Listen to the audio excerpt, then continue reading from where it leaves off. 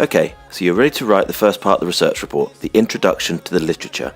Essentially, to do this, you're trying to meet criteria 1, that is, to evidence an introduction to the literature which contains indication of substantive engagement with the relevant literature and a clear rationale for the research.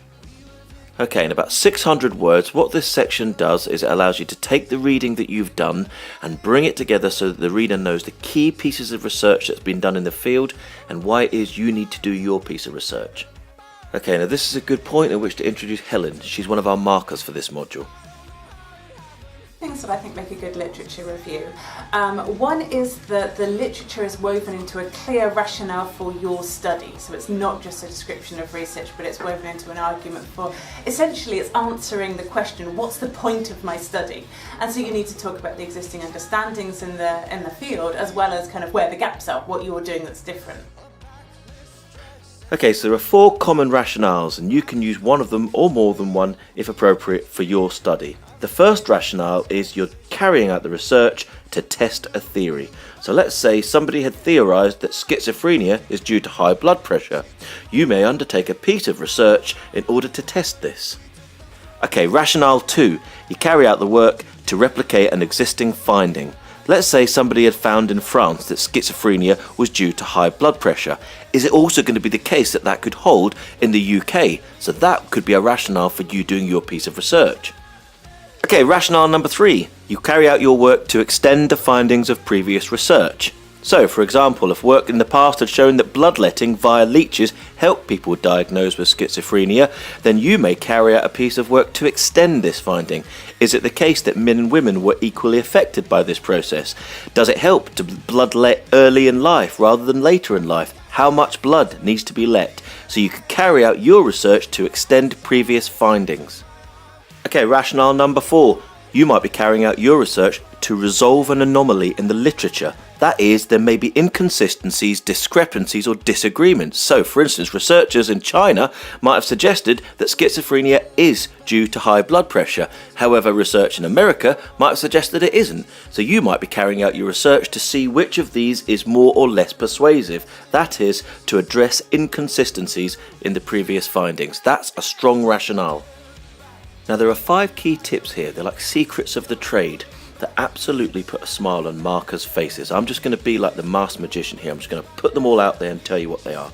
Okay, the first one, use third person writing. Don't use the word I. Never use the word I. Why do you use third person writing? Because we are quantitative scientists. We're objective, we're neutral and we're value free. There is no place for I, for your subjectivity. It's third person writing. Number 2, where possible, introduce critique. That is, some strengths and weaknesses of the research that you state, that you cover in your introduction to the literature. Okay, number 3, every introduction to the literature should finish with your stating the alternative or null hypotheses. You have to have your hypotheses at the end of the introduction to the literature. Okay, so the next tip is to make sure that you use an appropriate level of detail when covering the different research that you mention. You've only got 600 words here, so you have to be able to cover it in enough detail to know exactly what the key points are, but not go into too much detail. And finally, organise your material well. So start with the most broadly related work and you narrow down to the most specific work to what it is that you're doing. So you should see the introduction to the literature as a kind of an upturned triangle. Start broad, narrow it down to specifically related material. Okay, now here's a good point at which to hear from Julie. Okay, so a good literature review is one that can start off broad and then narrow into the topic area and moves logically towards the hypothesis as well.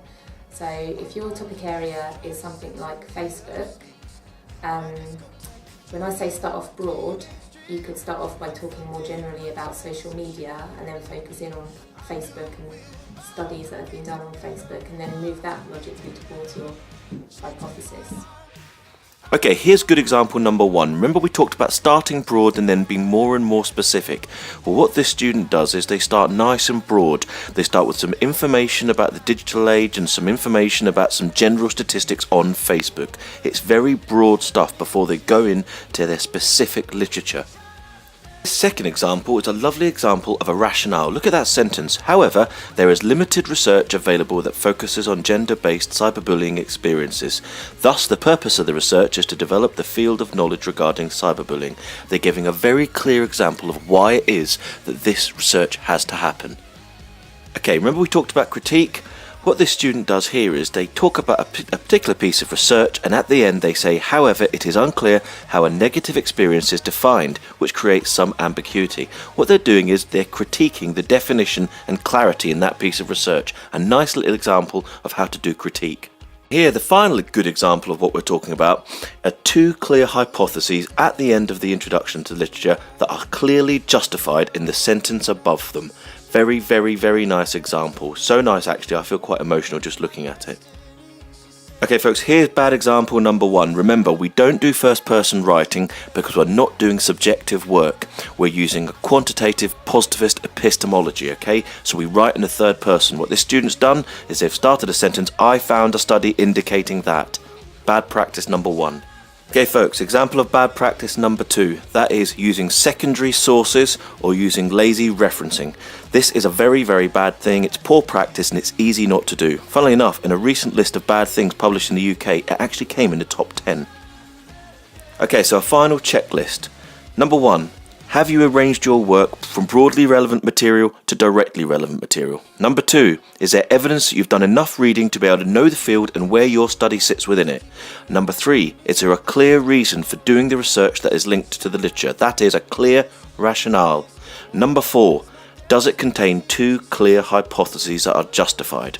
If you've done these things, then good work, you're now ready to move on to the methods section.